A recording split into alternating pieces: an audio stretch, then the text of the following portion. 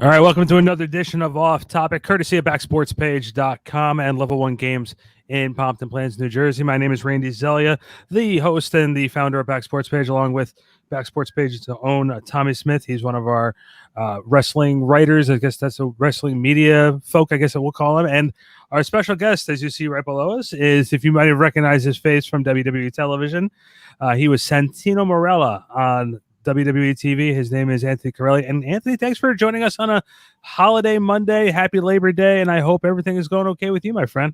It is, yeah. It's hard to enjoy holidays after this whole COVID thing, especially when we were off for like 4 months. Even when we first started back at the gym, August 1st was a holiday, and I'm like, we just had 4 months off. We didn't need a holiday. and it's funny to you say that. I have to know, as a business owner who, especially in your type of business, what was it like having to sort of close down during the COVID operation and really, and have to come up with a plan knowing that you couldn't be at full capacity right away? And what was that like for you? It was amazing, man. It was, I work on the weekends and I work basically 7 days a week. And there was a time in the beginning of the year, I worked like 3 months straight, and it takes its toll on your health. I started getting chest pains, and my wife and I were getting along the best. And all of a sudden, this thing called COVID-19 came. Man, chest pains gone. My wife and I are like just crazy about each other lately. It's awesome. We just enjoyed each other. We just enjoyed life. We went bike riding every day, and it was really an eye opener. And I just said, like, check out how happy we are when we're not working 7 days a week. Go figure. So it kind of really made us. We're rearranging our lives.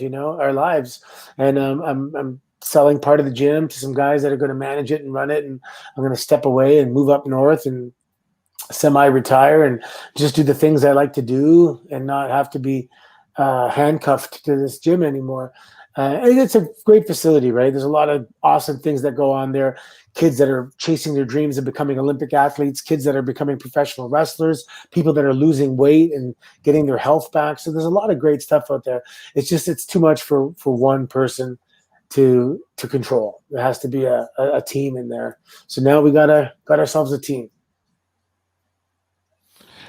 And also, people, of course, remember you from WWE television.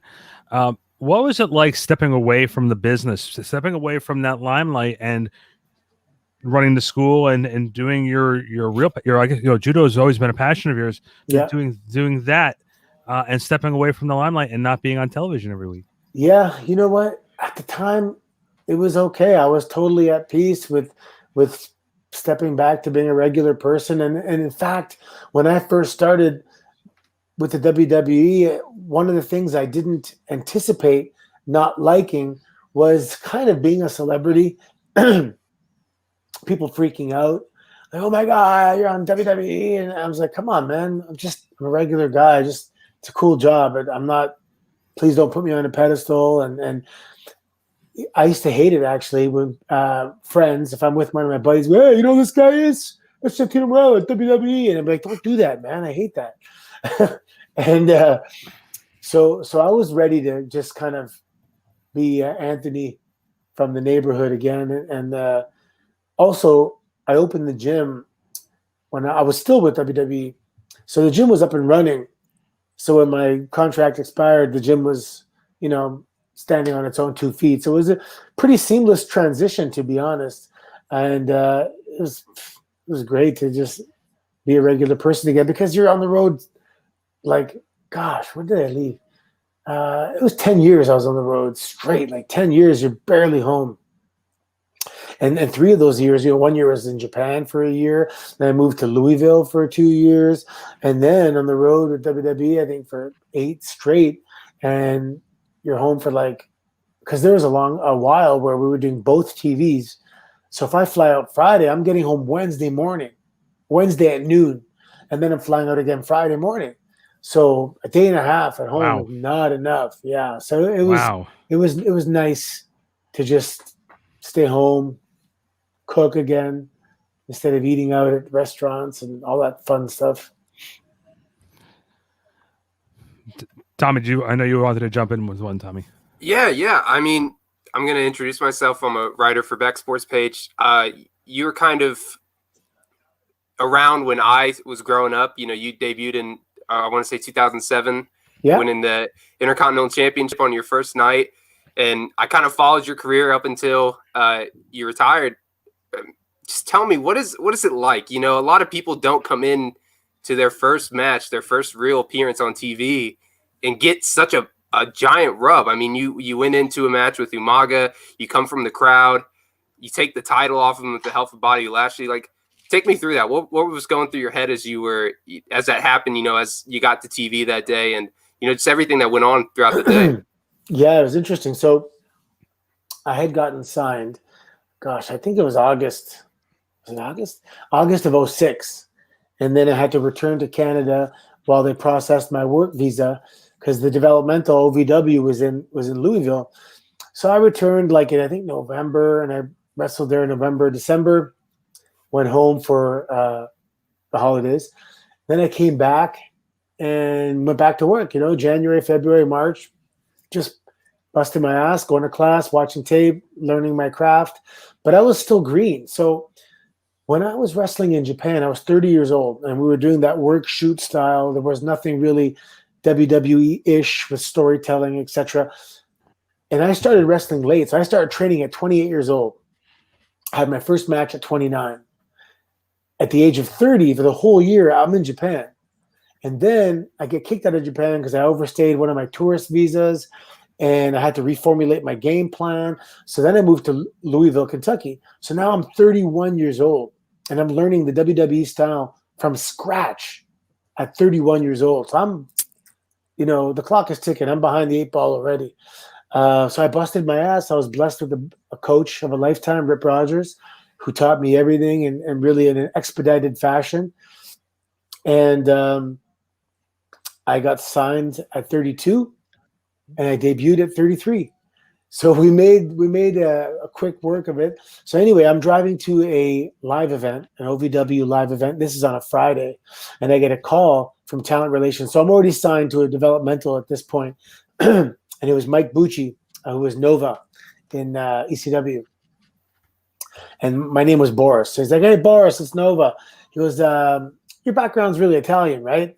I'm like, "Yeah, my dad's from Italy." And he goes, "Can you speak Italian?" And I'm like, yeah, sure. And I couldn't very well. But Dusty Rhodes told me, if they ever ask you if you can do anything, you say yes. And then you better learn how to do it. So I said yes. And they go, "Okay, well, we're sitting here at a board table with a bunch of writers. And, Vince has this idea and for his Italian character. So can you say some stuff in Italian for us?" So I said a few lines that I used to drive for 1 year.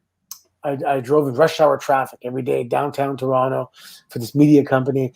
And every day I would listen to this Italian cassette, just conversational Italian, flip sides, just keep listening to it over and over every day in rush hour to almost, memorize the entire cassette.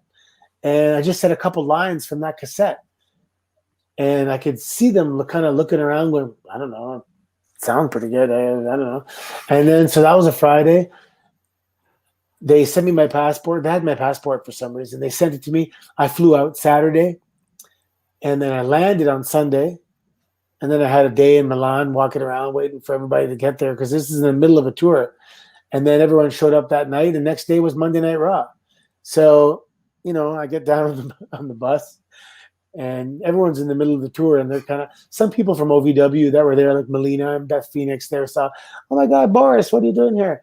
But some of the other guys are like, Shawn Michaels said he thought I was one of the Office guys. He just showed up, and that was it. Yeah, then someone said Vince wants to talk to you, and met him that day, and it was a nice conversation. And then we, the producer, I think, was Michael Hayes for that particular segment. And then we met by the ring and talked about what we're going to do. And that was it. And then go get a bite to eat. And when the show starts, they're going to bring you to your seat. And then the rest is what you saw on TV. Yeah, I mean, it's got to be such a harrowing experience to just kind of jump in. And, you immediately, like you said, you come from OVW. I'd heard you talk about in another interview, the cassette tape, and I forget which wrestler you mentioned, but you said that, they asked him if he could do something and he was like, no, I can't. And you were just like, sure, I can do an Italian accent whenever you need me to. And I just think that's amazing how, where you've come from and, just being able to jump into that spot. Because like I said, not a lot of people win a title, especially as prestigious as the Intercontinental title, in their first appearance. Yeah, I was kind of gifted that opportunity, but then, it's like a credit card, man. You got to pay it off after. And I definitely paid it off. The guy you're talking about, his name was Fearless Jack Bull. And he was like this Evil Knievel type character in OVW. Hilarious. Absolutely hilarious. And, he thought somebody was ribbing him doing a Dusty Rhodes impression, but it was actually Dusty Rhodes calling him saying, can you ride a motorcycle? And he's like, no. And he's like, well, can you learn to ride a motorcycle? And he's like, nope. And later on, when he saw the 203 area code, which is Stamford, Connecticut, he had a coronary and it actually cost him an opportunity. He was going to come up as an Undertaker's like biker buddy at the time. Something like that, like someone to ride Harleys with the Undertaker, and the opportunity never came back. And so because of that, Dusty Rhodes had come to OVW. Cody was just starting there at the time, and they had a laugh about the misunderstanding. And then that's when he told the whole class, he goes, if they ask you if you could ride a unicycle, you say yes, and then you better go find one and learn. Like, you better figure it out. And so. On the way to Italy, I went to what's the bookstore there? Borders? Is that a bookstore? Yeah, Borders. Yeah. So I went to Borders and I bought like an 8 CD pack of Italian lessons, and my buddy downloaded them to my iPod. And the entire flight, I'm just like coffee, just listening to Italian and just trying to absorb as much as I can. And I guess I had a little promo the following day on ECW, and who's this guy? Santino came from the crowd, and I just said a little thing. But then I knew I was going to have to return to Italy one day and speak. So I started studying with Rosetta Stone, and later I even got a tutor. And I went back to Italy and actually cut a promo in Italian in the ring. And the fans know it's not hard to find out I'm Canadian, but the fact that I was learning the language meant the world to them, and they were really appreciative. And it was awesome. It was a good experience. My Italian got good enough. I did a live interview on TV one time and a live interview on the radio, which I was like shitting my pants, but it worked out.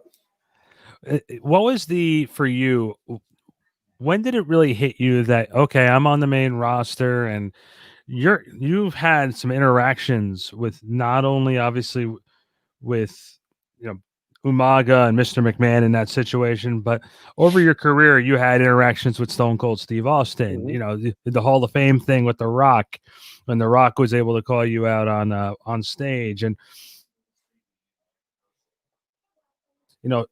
all these iconic names, and you're interacting with them. Did you ever sort of like pinch yourself and say, I'm doing this? Yeah. I mean, as soon as so it's funny because you're like fearless on the way there, there was not a doubt in my mind that this was going to happen. And then as soon as you get there, all of a sudden you're a little bit afraid because I don't want to lose this. Like, I need to stay here. Getting there is one thing. You got to stay there. And in the beginning, things weren't, for the first month or so, Santino wasn't kind of force fed to the people. Like, who's this guy showing up and he can beat superstars? Doesn't make sense. But when I turned heel, after I separated my shoulders in July or something like that. So I debuted in April. So this is July. So the first 3 months was kind of like, they weren't 100% sure. And then when I turned heel, Vince thought it was hilarious. And then I kind of got a grip, of my spot, took hold of my comedic spot. And then I was getting the mic every week, and I was putting in the funny game show with Ron Simmons and guest commentary.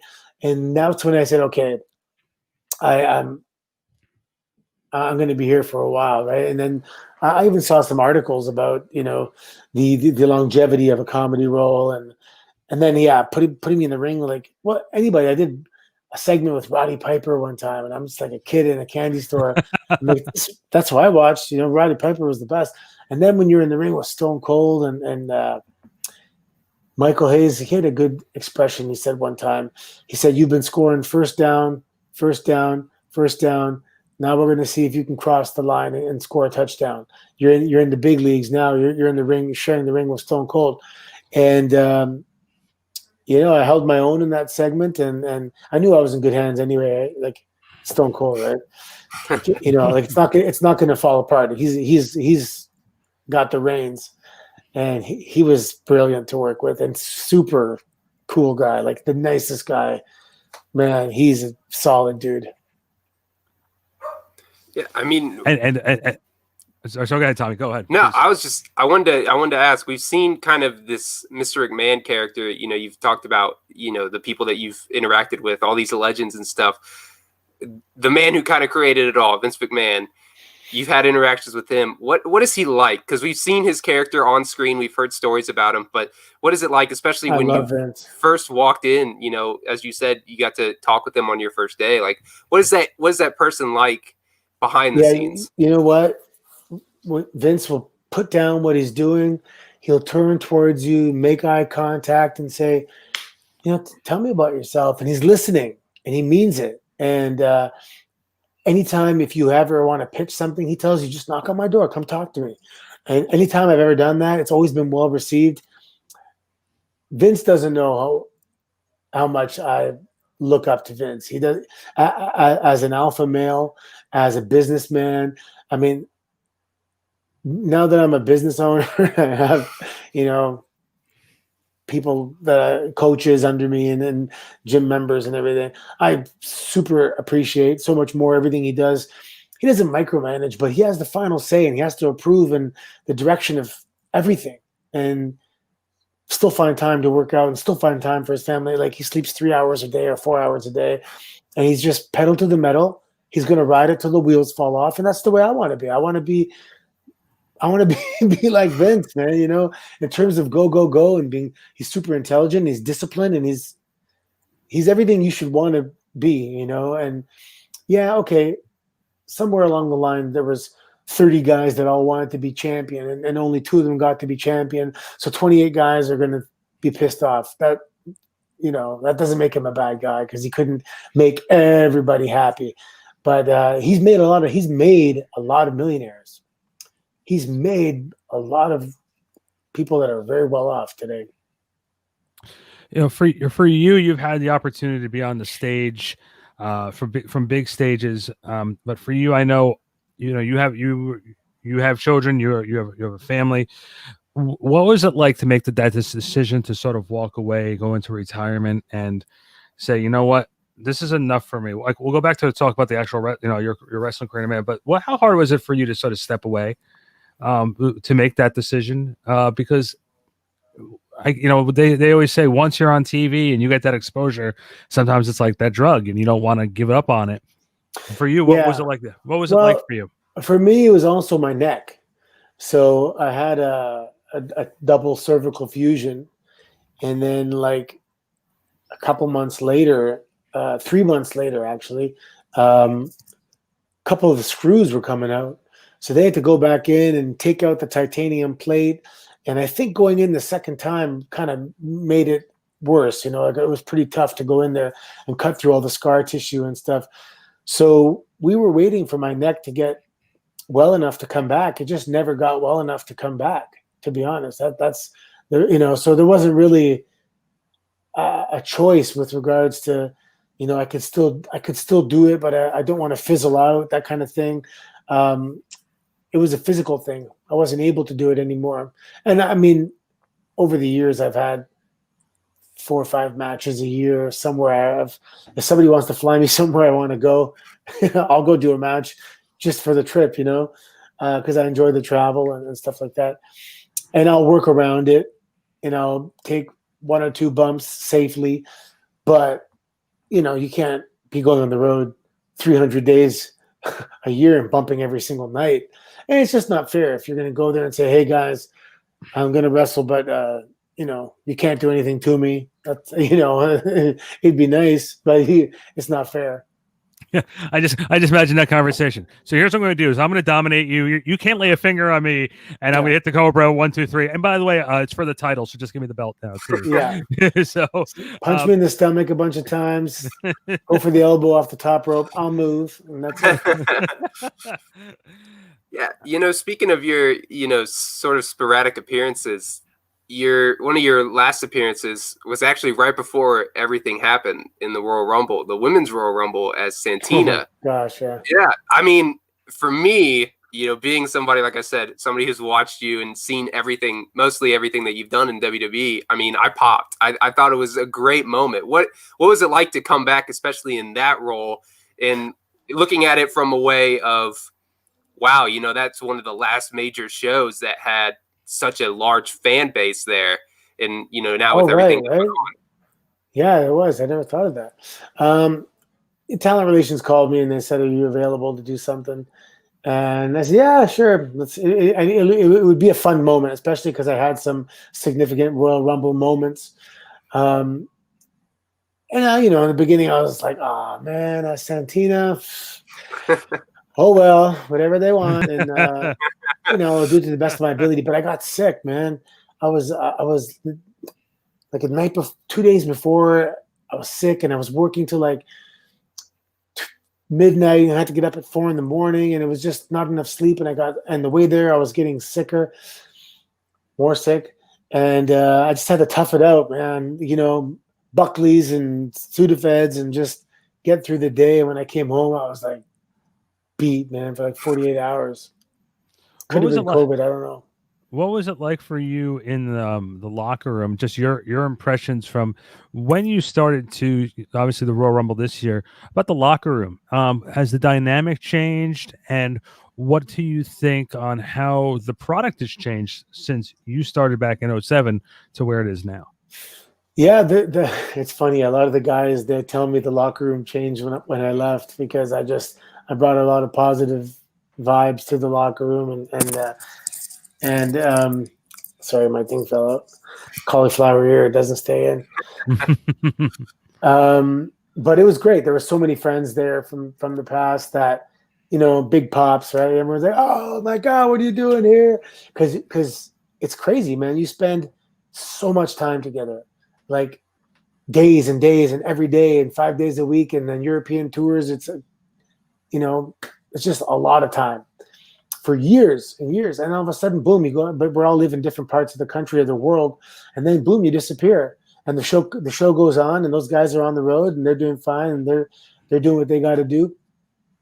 And you just hope that from time to time you'll cross paths at a convention or something.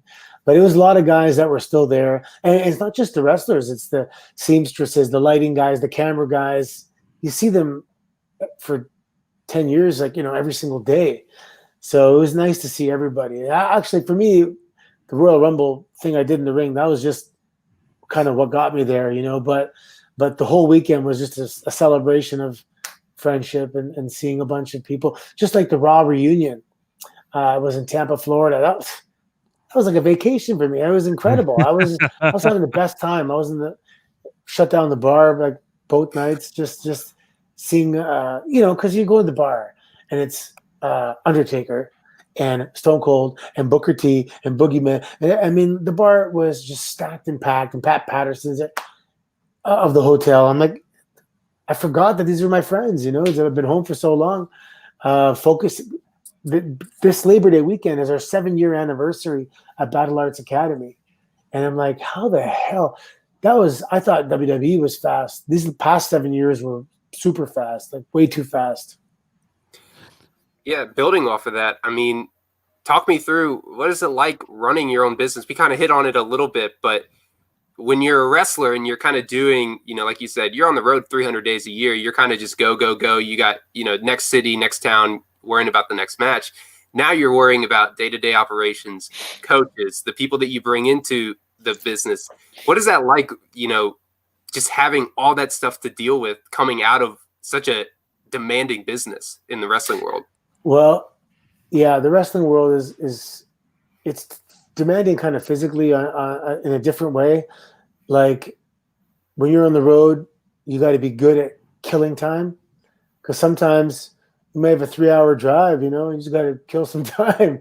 You can't do, you know, every night you're driving 3 to 5 hours on average. You know what I mean? So sometimes just sitting in airports or sitting on flights, there's only so much you can do. Guys, you know, I used to see Kofi designing his next gear on his computer, and other guys are reading books or playing video games. So it's, you know, it's grueling because you always got to get to the next place. You always have that pressure of getting to the next town safely.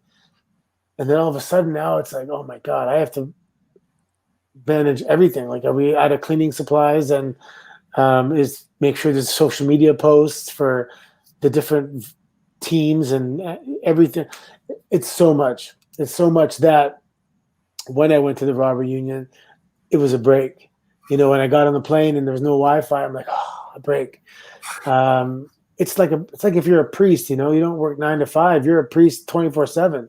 And when you're a business owner 24/7. There's no punching out. So I'm looking forward to stepping away from that aspect. You know, one of the funniest things that I remember seeing over time was back, I think in 2012, 2013, around that time.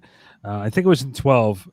You were in the Royal Rumble match, and obviously the Cobra was a really big thing for you, and you were in the ring with Mick Foley. Oh yeah, and the comedy aspect. I think with comedy and wrestling. Tommy and I have talked about this on some of our other shows that we did, because we do an AEW review show every single week with one of our sister groups. And I think when done right, comedy can be a very, very important, great part of wrestling. When it becomes like a little overdone, like I think there's a lot of things that happen over wrestling over the last 10 years where the comedy is just cringeworthy. Yeah. How were you able to manage? And the reason why I'm picking the thing with Mick, because it was so original and it was so funny because it was done right. How was it able for you to borderline it being from, you know, funny, sort of slapstick humorish, to getting to that point where it is cringeworthy? Have you ever had something that they proposed to you and you're like, I just don't want to do that because that can be really, really, really.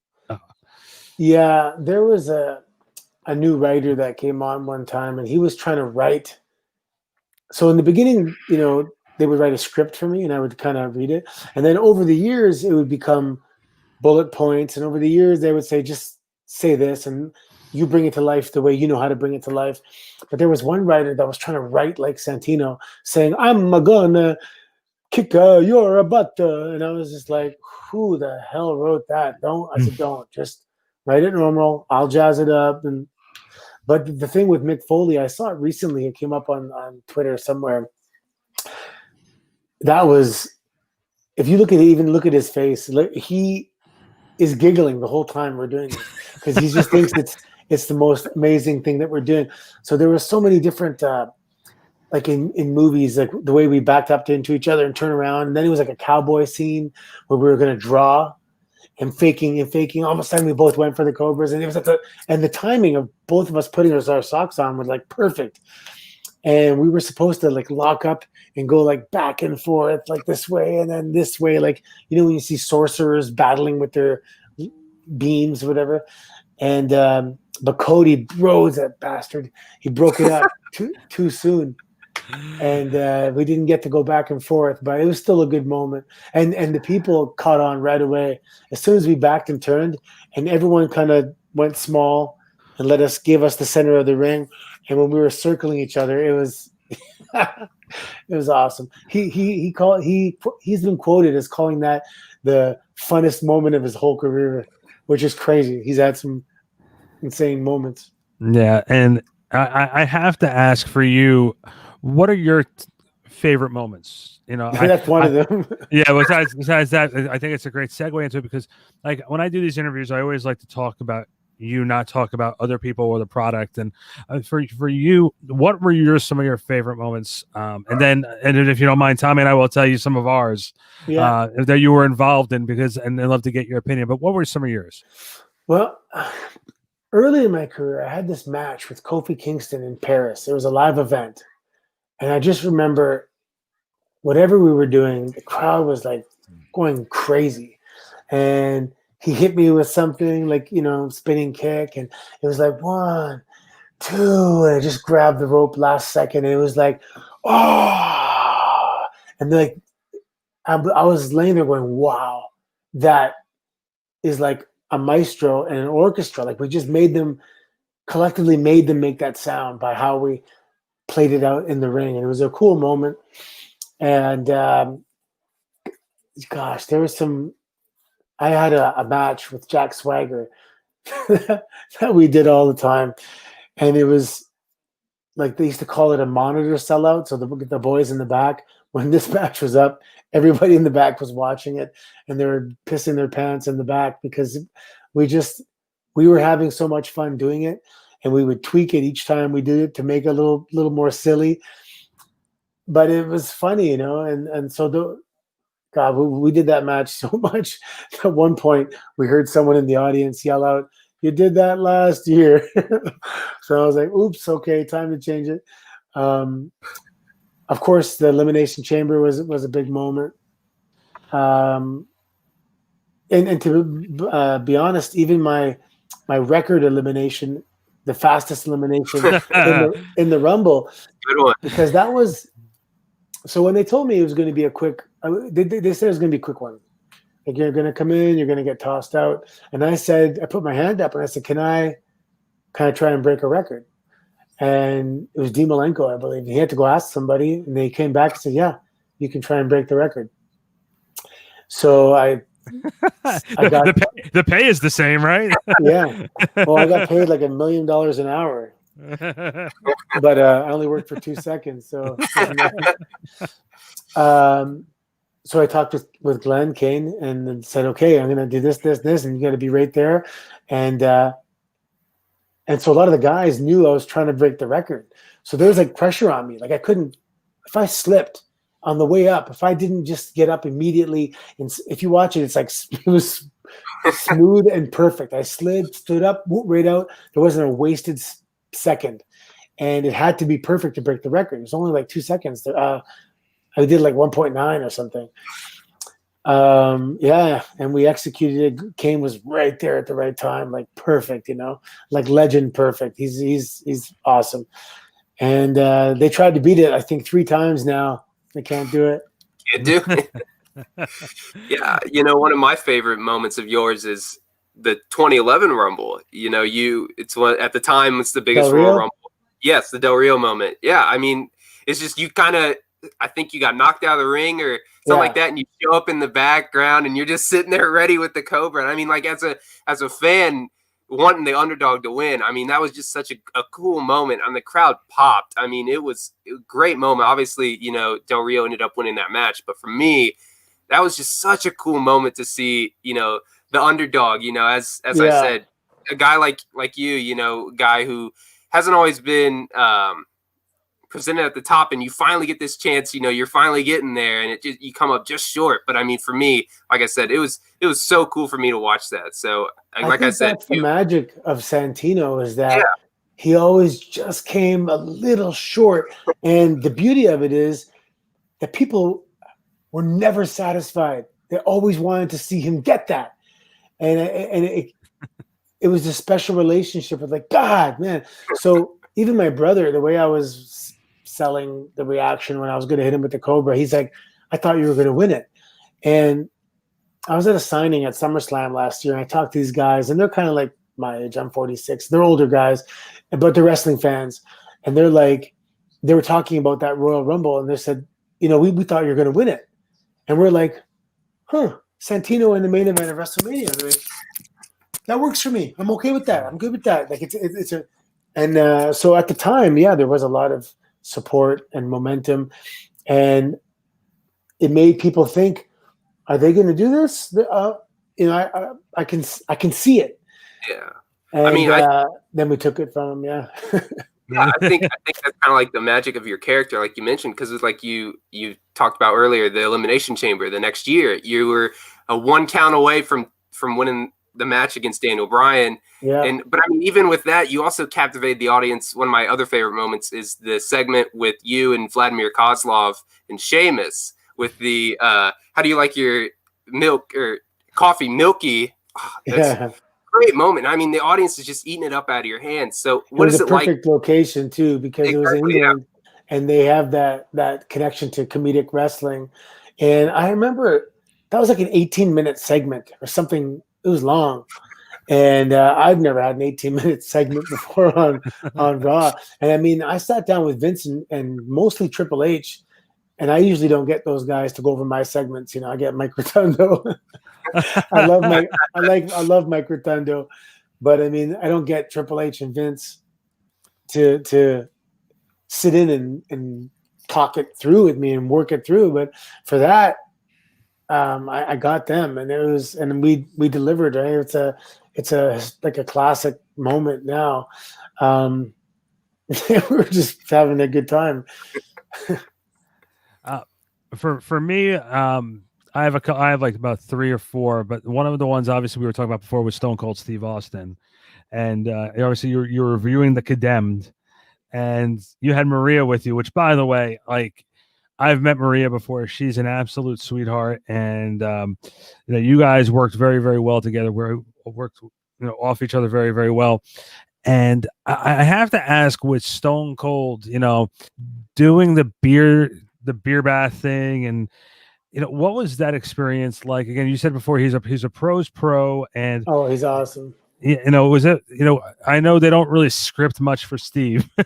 Yeah, well, he went way off. I mean, like, they had something written down, and as soon as he started, he was like, I'm like, that's not what we're supposed to be saying. But then I'm like, it's Stone Cold, so I guess we're okay. Yeah. And I held. It's funny because I would never like try and outdo Stone Cold as myself, but as Santino, you can say all those things that you wouldn't normally say in real life. But that was a fun moment. Apparently, was it one of the top 10 or top 5? Let's say top 10 cells of the Stunner. I'm on the video from that. That's cool. One of the other ones is from, again, like we talked about with The Rock, with the Hall of Fame. And Rock obviously came back in 2011 as well. And I have to ask your impressions, not just of The Rock, but of Dwayne Johnson, the person. And you had the opportunity, I guess, to talk with him a little bit. What was it? What was the interaction like? How was he with the locker room? And obviously that moment in 2008, obviously you probably knew that was coming. That he was going to bring you up in the conversation. So what was it like with Dwayne? Yeah, so the first time, so at the time of the Hall of Fame, I hadn't met him. He just, called me up, and I stood up, and it was definitely a rub because things were going really well at the time, and there wasn't really a lot of guys. I was the new up and coming guy, in 2008, and I became a staple on the program. So it was definitely I saw it as because The Rock was very funny too, and I saw it as a tribute, like a whatever. You're the guy, handoff, whatever you want to call it, acknowledgement. But when I first actually met him, he's walking backstage. I can't remember where it was, maybe Long Island or something like that. And he has an entourage around him of like, it was 4 people at the time. Like, he's in the middle, right? They're all like 2 in the front, 2 in the back, and he's power walking down. He can't stop to talk to people because there's going to be a million people coming up to him and stuff. And he sees me, and he puts on the brakes and stops everybody and goes, "Hey, man, I love what you're doing." And he came over and I'm just like, man, this guy is so busy, people all around him, and he took the time to stop and come over and tell me that he likes what I'm doing. And it was just so, and like, again, like that same sincerity and giving you that individual attention, and like Vince and Stephanie and Triple H, when it comes time to talk, they put down everything and you got their undivided attention. And he did that. And that speaks volumes to me of what kind of person he is. And now I know why everyone loves The Rock. not just fans, but everyone that works with The Rock, because he's cool as cool can be, and so nice, and talented, right? I mean, but you can be talented. If you're a jerk, nobody's going to want to work with you. But he's talented, and he's a super nice guy, like so respectful. It's crazy. And I guess I also, my big thing is one of the things I'm very I hit home on, and Tommy knows this very well, is presentation, on how a character is presented to the audience, and if they switch companies or go a different route, on how they're presented. Did you ever wonder, especially now with sort of like the wrestling industry is back on a little bit of a boom, with Impact Wrestling sort of getting their footing back after sort of a down period, AEW here, with seeing some of these guys go from WWE to one of those organizations and how they're presented? Have you ever thought about what it'd be like for you going to one of these organizations, on how they would present you? Because like you said before, comedy was a very big thing for you in WWE, but going to another organization, it could have changed. It could have been, you could have been more judo oriented, or there's a lot of people that when they see video of me as Boris Alexiev from OVW, they're like, why the hell wasn't he that guy? That guy he looks awesome, There just wasn't a job opening for that guy at the time.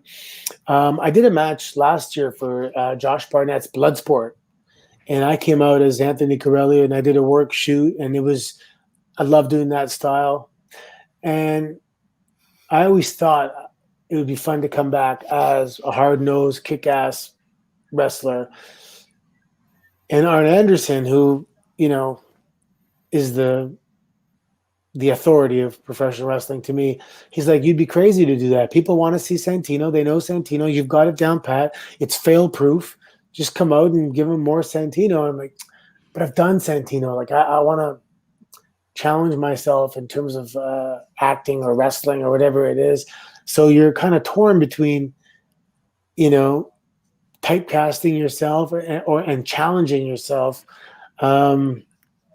Ultimately, it's whatever they would want. But I do want to go back into the business, but as a commentator.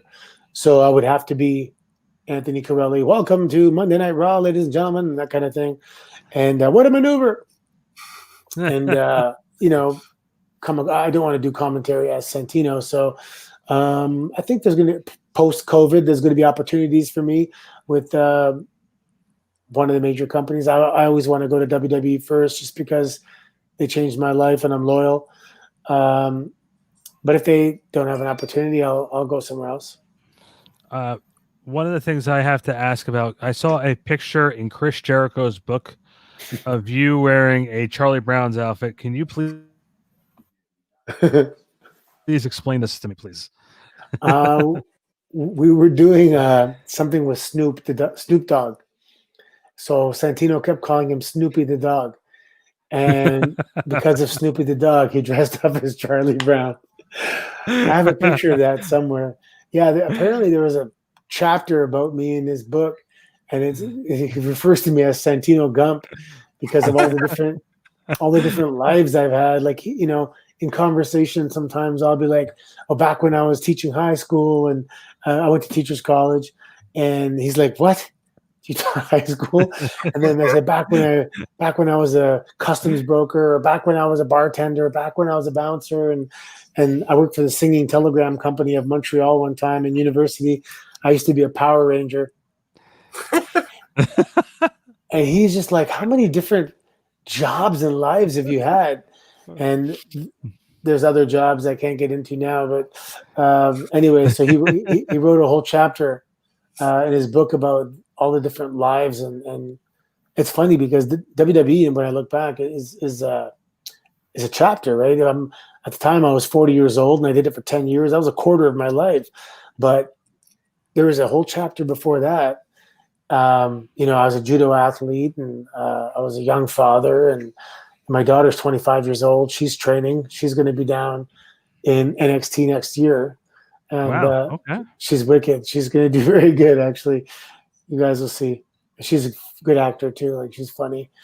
And then, like, I already have now a 7-year chapter of battle arts post WWE. So WWE is not even my most recent chapter.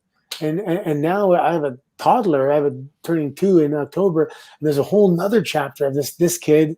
And hopefully my wife and I will have more kids. And we're moving up north. Like we're moving away from the city for the first time. We're moving to our dream property up north, man, close to the beach, and we're back onto a forest, and we're gonna change our life like completely. So that's coming up October 15th. So here's a whole new chapter coming up. Yeah, what's it like going into that new chapter? You know, for me, I just graduated college, so I entered into such a strange world with the COVID and everything going on. Man. But you know, I've always tried to be the kind of person where it's the glass half full. You know, there's something positive going on, and for you, you know, you definitely come off as the kind of person who is everything's positive. You try to have a positive mindset. So what is it like to be able to finally get to that next chapter? Because like you just mentioned, you have 7 years of history. You have, you know, a history of WWE, but now you're finally being able to step out and get away from not only WWE business, but also your own business and kind of be that family man. So what is that like coming from everything that you've experienced? Yeah, you know, I look back at traveling around the world with super fond memories, you know. The interesting thing is figuring out what's enough.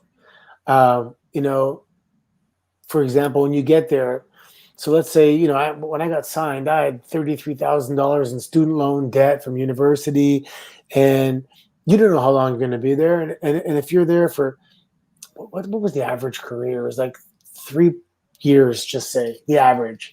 And you're like, okay, if I make decent money, let's say you're making a couple $100,000 for 3 years, that's not retirement money. You know, you have to have an exit strategy at all times, because you don't know when you're going to blow your knee out or whatever. And then the notion of, what's enough? What do I really need to I'm 46, right? So I don't want to work so much anymore, but I can't just stop working now, but I've set myself up in a way where I can work a little bit and have everything I want, you know? So yeah, we're going to move, we're downsizing. I'm starting another little gym up there, but it's going to be just like one-on-one personal training, 2-3 clients a day, done. Simple, easy, no complications. And that's, you know, I've done hectic. I've done 7 days a week, 16-hour days sometimes. So I'm done with that. And I've done it, and it was good to get me where I am here, but I wouldn't want to. It's like, you know, it's like some construction guys that do drywall. When they're young, you can hammer that out for 10 years and make tons of good money, right? But you can't do that forever. It's too hard. And it's the same with what I got myself into with wrestling. I don't, you know, since I've been retired, I've been spending a lot of my time trying to get myself healthy. Like my back was messed up. I got some stem cells. My neck I got a double fusion, so that's bad. I've been doing yoga. I got a bad ankle. Like, I mean, hurt my knee. So I'm just trying to keep myself healthy for longevity, you know. I started doing hot yoga and all that stuff. I have to go hang upside down after this. I'm going to go in the basement and hang upside down, decompress my back. So there's a lot of damage that's done, and now it's all about quality of life, you know. And not only that, but also it doesn't hurt to have that cameo money coming in to us. I love cameos, man. I might have got waiting here right now, and I don't charge too much. I got 8 waiting. That's like $200. Well, so go sit. You may not know this, but you did one for my boys. That's right. Yeah, you did one for my boys, Mason and Brett. So you were very nice, and you did it, and you told them to make sure that they don't do the wrestling moves to each other, and and how they did with the quarantine education. So you were great for them, and they were so excited that they're. I'll tell you how many I did right now. So I basically started this during COVID, and where are we here? I've done 285 of them. And wow! It's funny because the gym shut down, and you know I didn't want to dip started living off of savings, but this cameo money was paying the groceries anyway. So yeah, I'm happy that it's here. There's a new one out. There's a new platform out where it's $100 for a 10-minute FaceTime. Wow. But the guy who's doing it doesn't really have doesn't have an app. It's like a website. It's kind of not. I told the Cameo guys to do that. I'll talk with someone for 10 minutes for $100. Well, Coach, I was talking with Coach not too long ago, and Coach told me that Cameo is trying to set it up where you can buy like a 10-minute spot with somebody, and once the 10 minutes is up, it cuts off. Yeah, the Cameo is working on that, so I don't know how far along they are with that, but I think that's like, again, look what we're doing. We have a social media platform now that's being able for people to connect with stars to connect with their fan base like that, and I think it's absolutely amazing. And it's a good value too, man. Like, and this is the thing, in today's time, everybody has everything. What are you going to buy someone for their birthday? Everyone has everything they want. We live in North America. It's paradise here. We got what you want. If you need something, you go buy it. So people are often stumped on what to get people. You can't get them another mug, but you can get them a Cameo, and it's a great, memorable present. So it's actually really good, and it's a good value. If there's somebody I cared about talking to for $100, look, yeah, I'll do that, no problem. That's if it's someone. I mean, that's my rate. I'm sure like Ric Flair is more, right? You know what I mean? Yeah, Rick is. I think Rick is like $500 or something like that. Yeah, but even still, like I pay $500 to talk to Ric Flair. Yeah. Anthony, my last question, because I know like we've had John here for almost an hour, and we appreciate your time so much. Holy smokes, yeah. Yeah, I have to ask, what do you want to be remembered for, not only as a professional wrestler, being in the WWE, but also outside of the ring? How would you like, if people say your name, Anthony Carrelli or Santino Marella, how do you want to be remembered? For a second, I thought you were going to say, what do you want to be when you grow up? You know what? When people say, Santino, I want someone to go, just point and go, that's a good dude, man. A good person. I never screwed anybody over, and I honor and word is important to me. If you say something, do it. Don't stab people in the back, and just, be positive and be grateful too, man. A lot of people need to be grateful for things they have. Like, for example, a second ago, I mentioned we live in North America. We have everything we want. It's paradise. And a lot of people, they're shitting on everything that's going on, social media and the elections and COVID and whatever, the media and music industry. There's a lot of negative things out there if you focus on it. But at the end of the day, it's paradise, man. We can do anything we want. Like we are free. We get to go up and, you can plan your, tomorrow. You have to go to work, but I mean, let's go bike riding. Let's go for a walk. Let's play catch. Let's do whatever. You can do anything you want. Generally, people live in safe. You have access to food and water and electricity. People have to break it down to the essentials.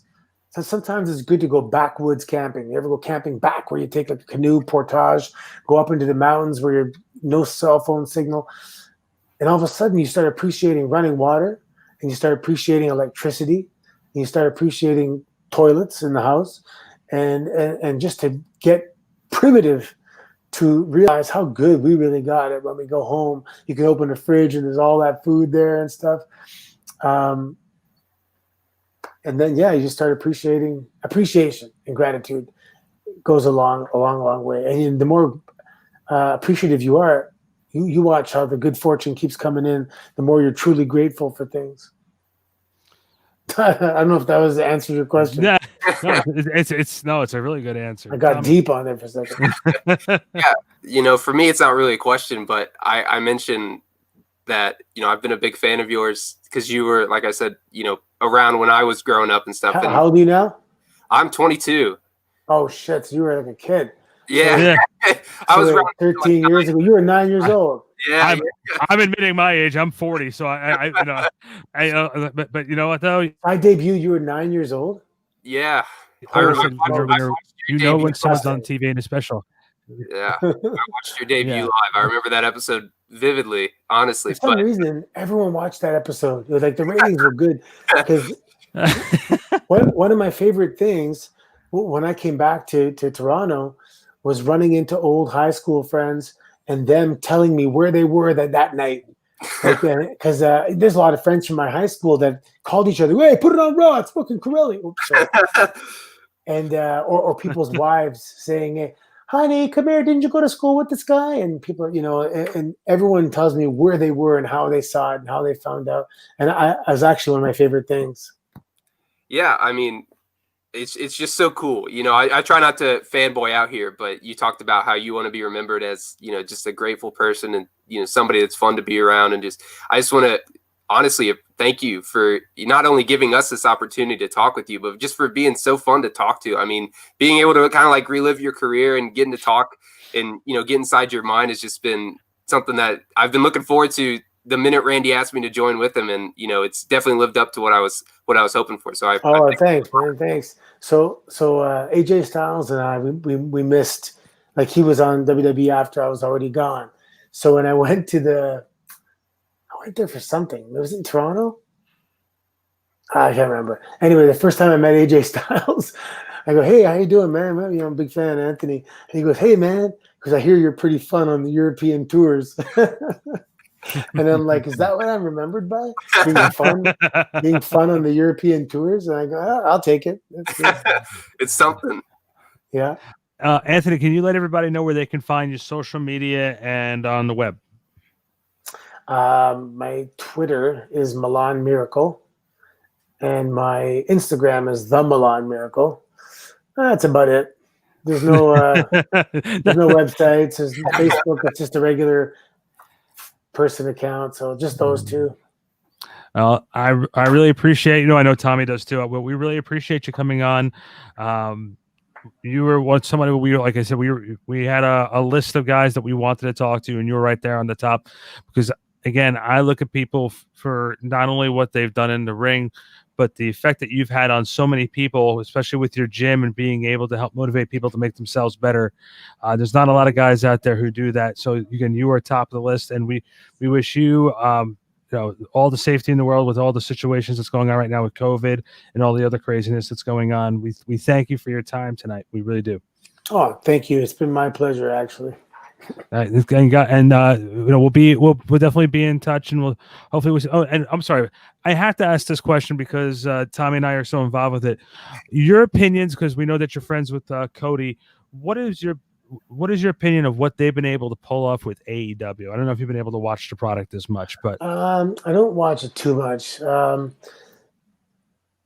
It's great that it's there to have another big money option is good for the industry. I know they were trying to get guys like, benefits and hire them as employees. And it's very good. There was one thing. So now they got a lot of good wrestlers, but in the beginning they had like a handful of good wrestlers and a lot of indie guys. And I know indie wrestling got popular and kind of trendy for a while, but because people can share clips, like, look at this move this guy did to the outside, and then this guy gets popular because of a clip, like a viral clip, but you didn't see his whole match. This guy might suck, and he might not know how to wrestle, but he did a crazy move to the outside. So all of a sudden, all these indie guys, a lot of them were like, they have these cult followings. And then they get called up, and it's cool to watch them. And then guys watch them and go, "Oh, now I see why they're in the indies." Because some of them, they weren't that good. And some of them were, but there was a few guys that shouldn't have been there in the beginning. But now you got guys coming that have that storytelling component, and hopefully they can bring the other guys up to speed. Because it's great to have that creativity and that ingenuity from the indies, but it has to be matched with that classic storytelling component. And once you mesh it, it's awesome. But unfortunately, the quality of the education that's out there these days, it's a bit diluted guys that shouldn't be owning schools, and they're teaching a bunch of garbage. And then those guys open schools, and you're like, but you're just regurgitating something that's not correct, you know? And so there is some, and I make the rounds sometimes at some indie events, and I just shake my head, man. These guys, they're just not putting together matches the right way, and they just don't really. I mean, I was blessed with an incredible professional wrestling education, and so I can't blame them for not knowing that they didn't go to the same school as me. But the education is not what it should be. There are some amazing schools, don't get me wrong, but there's also, unfortunately, some shit schools. On that note, I know, Tommy, I can speak for you when I say, Anthony, thank you so much for giving us some time tonight. And, again, be safe, and we'll definitely see you down the line. And, we're really looking forward to, if we can ever help you promote anything, anything that's going on, we'll definitely be glad to help you out the best way possible. Thank you, guys. Thank you very much. It's been my pleasure. All right. Thank you very much. See you guys later. You got it. All right. That was Anthony Carrelli's Santino Marella. Tommy, a lot to sort of digest there with what we were talking about with them, but I hope everyone really gets a lot out of this interview. We had fun. I know being able to talk about something, and I think when you have the guys who did comedy, it's always a lot more to dive into, because you can go back and talk about individual funny moments, like the stuff with Foley, Rock, and Austin. Yeah, so, I think it's great because you look at his in-ring work, and he did such a great job with that. But like you said, his comedy was so well done. He knew how to captivate an audience in so many different ways. And you look at the greats who can do that, and he's definitely up there with some of those. And it was such a fun interview to be able to pick his brain and understand, what was going on with all those special moments, and getting to see the kind of backstage stuff. So what a great interview. It was great to have him on here. All right, and you can listen to all of our great interviews that we do, from Off Topic, the Hardwood Huddle, Trifecta Deep Six Wrestling Podcast, all of them here at backsportspage.com. For Tommy Smith, my name is Randy Zellea. Tommy, hold on one second, and we'll see you next time here on Off Topic.